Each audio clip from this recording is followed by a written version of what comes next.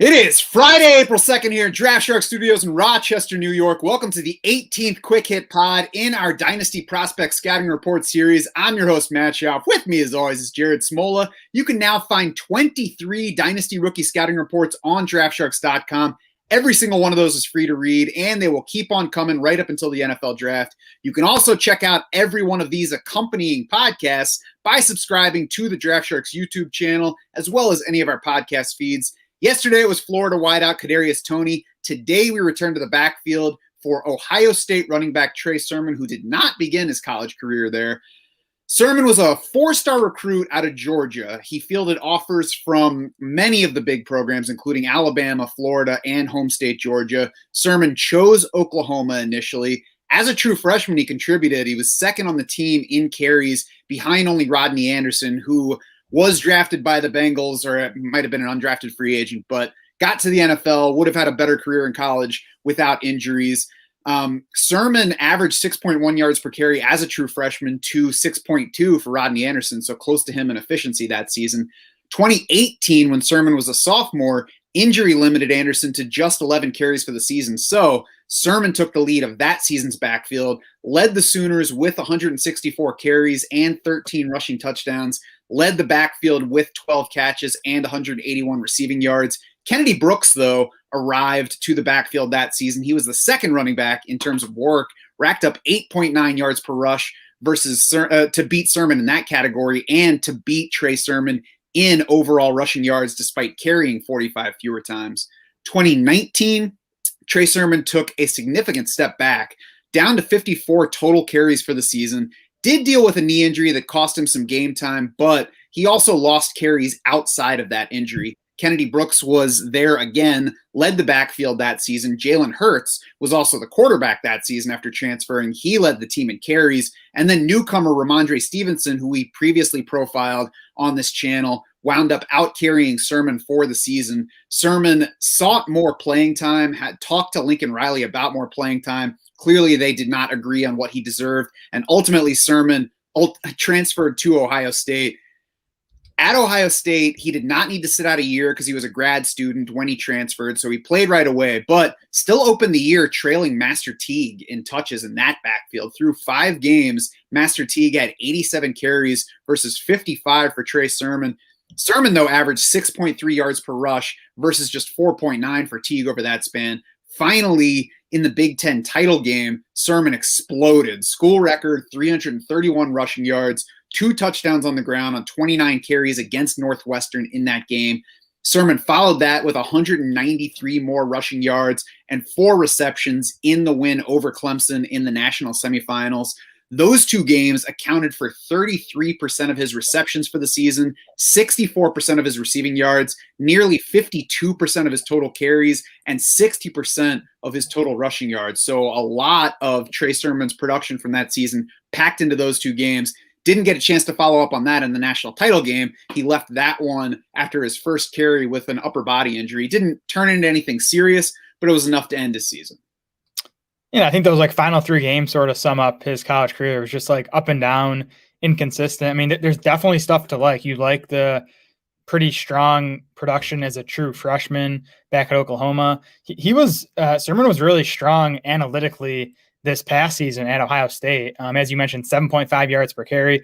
Sermon beat Travis Etienne and Najee Harris in yards after contact per attempt. He beat Etienne and matched Najee Harris in missed tackles forced per attempt. He beat both those guys in elusive rating. He beat Travis Etienne in PFF rushing grade. Harris did beat Sermon in PFF rushing grade. So it was a strong year on the ground, but at the same time, it's why couldn't he capture a larger role earlier than that? Why did he not really break out until late in his senior season? So, some stuff to like, but some concerns too, I think, with his college production profile.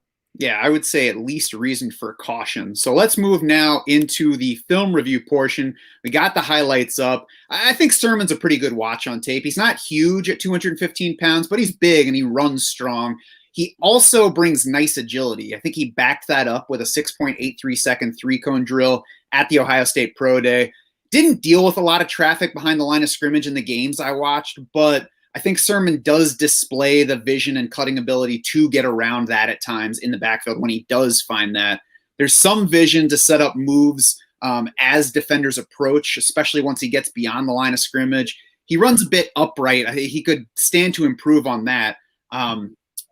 That could be more of an issue in the pros than it was in college, where guys are going to be on him quicker, they're bigger, they're stronger. I think that could be an issue that limits his rushing efficiency on a per carry basis in the pros. He's not hiding behind his blockers as he approaches the line of scrimmage. And then as a receiver, you don't get to see much. I think Sermon did look comfy on the limited samples that I saw. Buckeyes didn't really use him outside of the typical, screen swing type passes for running backs. You can check my article, though, on draftsharks.com. I did find a couple clips from his Oklahoma time where he caught the ball a little further downfield, and he does look like he transitions pretty smoothly from catch into run after catch. Yeah, I agree. I think he was, fine at the basic stuff in the passing game. He looks comfortable catching the ball. He can do the basic routes. I don't think he's going to be like a plus guy in the passing game at the NFL level. On the ground, good combination of size, quickness, and power, which, showed up again in the yards after contact stuff, the missed tackles forced stuff. You mentioned the strong three cone time.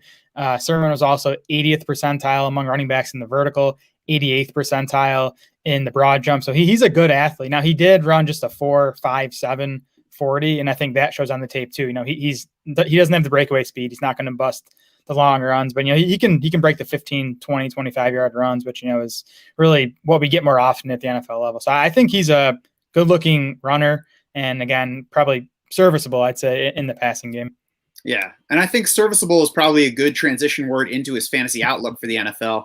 I like Trey Sermon better than Ramondre Stevenson after studying them both for these purposes. I think there's similar run strength to them. And I think Sermon has more juice, more agility, as you were just talking about with how he tested. And I think it does show up. I think he has more of that cutting ability that's going to help. I also don't think that he's a player worth getting excited about right now. I wouldn't be surprised to see Sermon go anywhere from round 3 to round 5 in the NFL draft. So I think draft capital, and immediate opportunity are going to matter significantly for him. Again, the fact that he never took over control of a backfield across 2 stops in college, it's reason for caution. I mean, sometimes it's just a matter of coaches not doing the right thing, and maybe he was the better player and didn't get what he deserved, but maybe it was also the coaches doing the right thing, and he's just a guy who should share a backfield. Yeah, I mean, I feel like we said this about so many running backs in this class. It's just going to come down to, where they land. And it's like that most years. But the more we've studied this running back class and talked through them, kind of the more jumbled the rankings have gotten in my mind. I mean, to me, it's still Travis Etienne, Najee Harris kind of in tier 1. For me, it's Javonte Williams in tier 2. And then it's like everyone else. And landing spot and projected opportunity is really going to determine how we value these guys in both Dynasty and 2021 redrafts. Yeah, I would say for me right now, it's Etienne and Harris, then it's Williams and Kenneth Gainwell, and then it's everybody else. And Sermon's definitely in that group where, if he's in the 3rd round and he goes to like Pittsburgh, then I'm like, all right, I'm interested in Trey Sermon for 2021. But if he goes in round 5 to Buffalo, then I'll probably forget his number. Definitely. Now, I'd say, among that group of jumbled guys, like Sermon is someone I kind of want to see get a chance in, somewhere like Pittsburgh or Atlanta, where there's a pretty clear path for him to be the clear lead runner. Yes, I agree with that. I think that even if he lands in round 5, if it's in a good situation, I don't think he's going to be Raquel Armstead. I think he'll be significant in that kind of situation. Agreed.